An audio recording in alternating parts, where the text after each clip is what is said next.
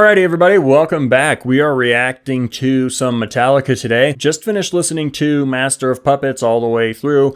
We're going to talk about it for a little bit. This is part 2 of 2. If you want to see part 1, link will be in the comments and the description. So we're going to break this down just a little bit. First, I'm going to talk about the words to the song, the meaning in the song. So I see that James Hetfield said, it's basically a song about drug addiction. So that's pretty obvious, makes sense, especially when you're looking at the lyrics and stuff. Like I said in part 1, that hits pretty close to home. Just recently, had someone in the family pass away from drug abuse. And it's actually a pretty hard thing to cope with because, you don't know what someone's going through. You don't know, how their life got to that point. All you know is the what's, not the whys. I think there's like a certain level of it that's like, well, how'd you let your life get to that? Like you see them being controlled by something and there's nothing that they can really do about it. And even when they realize the hold that it has on their life.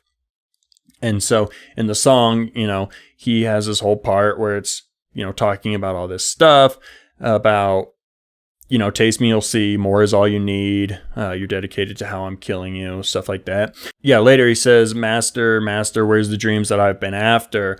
You promised only lies. And just thinking about it of like, people go chasing a high and they think it's going to be a good thing. And so often it's the worst thing. And unfortunately, sometimes the last thing that they do.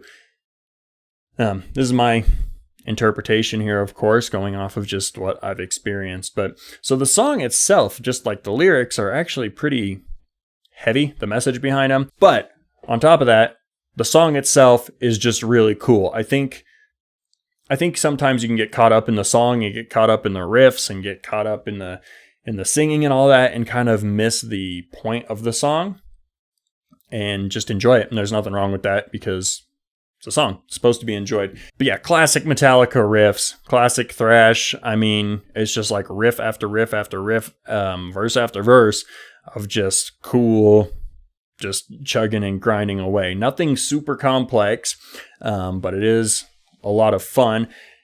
It is enjoyable to listen to, that's for sure. Now, the reason I never got hugely into Metallica was just because I was all about lead guitar. So if it wasn't like hugely complex, or not necessarily even complex, but if it wasn't just like guitar centric in a lead sense, and mostly instrumentals was what I listened to, like I wasn't into it. As I kind of like matured as a guitar player, I started to realize like, hey, rhythm's super important and a lot of it's actually really difficult, holds a very important place in a song.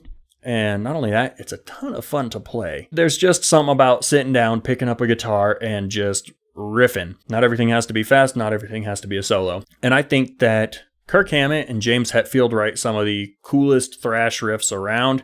If you disagree with that, let me know in the comments, guys. But I know that Metallica has just a lot of really cool riffs that I have heard and enjoyed over the years. I do feel like Kirk Hammett's lead guitar playing, pretty weak if I'm being honest.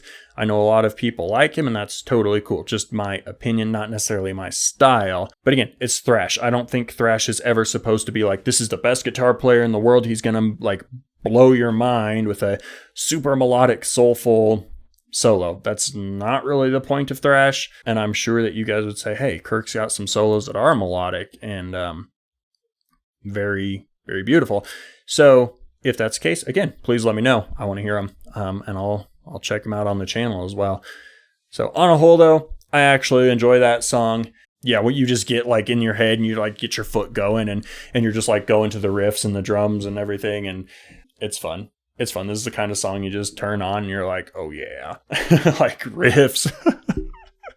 And you guys know me, I love riffs. Really well written in the sense of the feel for the song, for at least how I interpreted it, with the lyrics going about, being controlled and then that slow part in the middle. I like to think about that as like a realization period.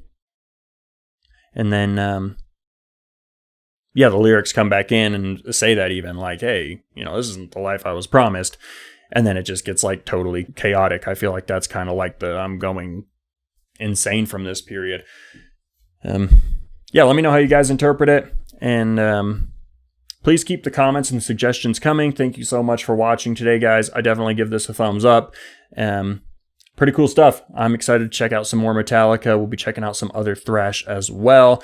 So if you want to see that, go ahead and subscribe. And yeah, just keep checking back in, you guys, for those videos because they'll be up here. Thank you so much, guys. Have an awesome day. I hope to see you in the next one.